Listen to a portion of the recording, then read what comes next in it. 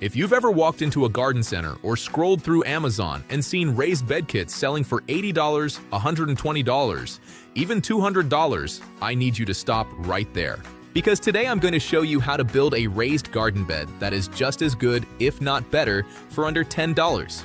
And I'm going to prove to you that the garden industry has been overcharging you for something any person can do in under an hour with basic tools. I'm not talking about a flimsy little box that falls apart after one season. I'm talking about a solid, durable, properly built raised bed that will last you years. So stay with me, because by the end of this video, you'll never look at those overpriced kits the same way again. Let's start by talking about why raised bed kits are such a ripoff. When you buy a kit, you are paying for packaging, branding, marketing, shipping, and retail markup. The actual materials inside that box, the wood, the screws, the corner brackets, cost the manufacturer almost nothing. They charge you $100 for something that costs $8 in lumber. The dirty secret of the gardening industry is that a raised bed is one of the simplest woodworking projects in existence. 4 pieces of wood, some screws, a drill. That is genuinely all you need. No special skills, no fancy tools, no woodworking experience whatsoever. Now let me walk you through exactly what you need to build a solid 4 by 8 foot raised bed for under $10. You need 2 8-foot lengths of untreated pine or cedar lumber, either 2 by 6 or 2 by 8, depending on how deep you want your bed. At most hardware stores, these boards cost between $3 and $5 each. You need 1 box of exterior wood screws. 2.5-inch screws work perfectly. A box usually costs about $4 and will last you multiple projects. And that is it. Total cost, under $10 if you already have a drill. Now a quick note on wood. Avoid pressure-treated lumber for vegetable gardens. The chemicals used to treat that wood can leach into your soil and into your food. Untreated pine works fine for a few seasons. Cedar is the gold standard because it's naturally rot-resistant and can last 10 to 15 years without any treatment. Here is how you build it. Step 1. Cut your boards to size. Your 2 8-foot boards stay as they are for the long sides. Cut 2 more pieces to 4 feet each for the short sides. Most hardware stores will cut lumber for you for free or for a very small fee, so you don't even need a saw at home. Step 2. Lay your 4 pieces out in a rectangle on a flat surface. Long sides on the outside, short sides tucked inside at each end. This is your basic frame. Step 3. Drive 2 screws through each corner, connecting the long board into the end of the short board. 2 screws per corner, 4 corners. That's 8 screws total. 8 screws total to assemble the entire frame. Pre-drill your holes first if the wood tends to split. That's it. Your raised bed frame is built. Step 4. Choose your location. Raised beds work best in a spot that gets at least 6 hours of direct sunlight per day. Place the frame directly on the ground.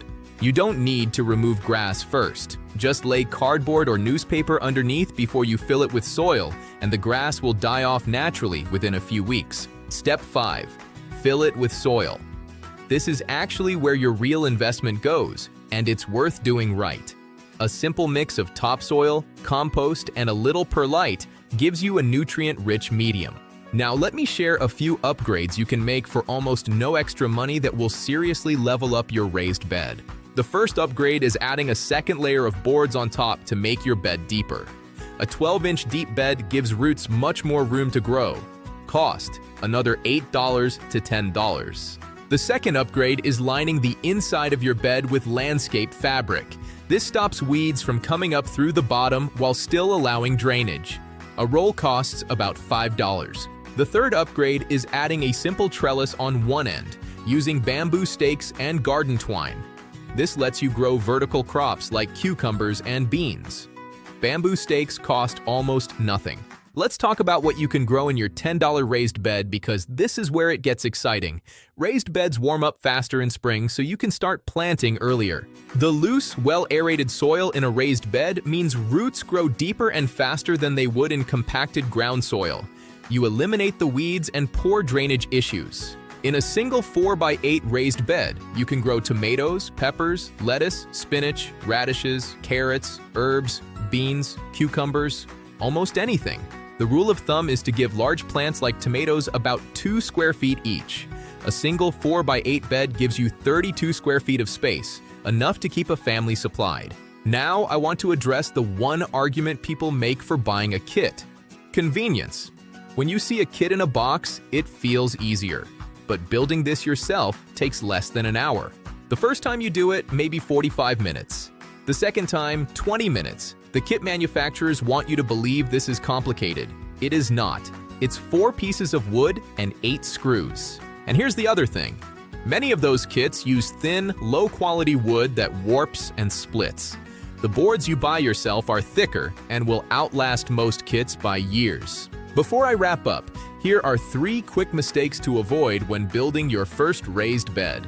Mistake number 1, making it too wide. If your bed is wider than 4 feet, you won't be able to reach the center without stepping into the bed, which compacts the soil. Stick to 4 feet wide maximum. Mistake number 2, skipping the cardboard layer underneath. If you place your bed directly on grass with nothing in between, the grass will push up through your soil all season. Mistake number 3, underestimating how much soil you need. A 4x8 by 8 inch deep bed needs roughly 18 cubic feet of soil. A mix of bulk topsoil and compost is most affordable. So there you have it. A solid, durable, productive raised garden bed for under $10, built in under an hour, that will produce food for your family for years to come. If this video saved you money, hit that like button. It helps people find this channel. Subscribe for more tips. I'll see you in the next one. Happy gardening.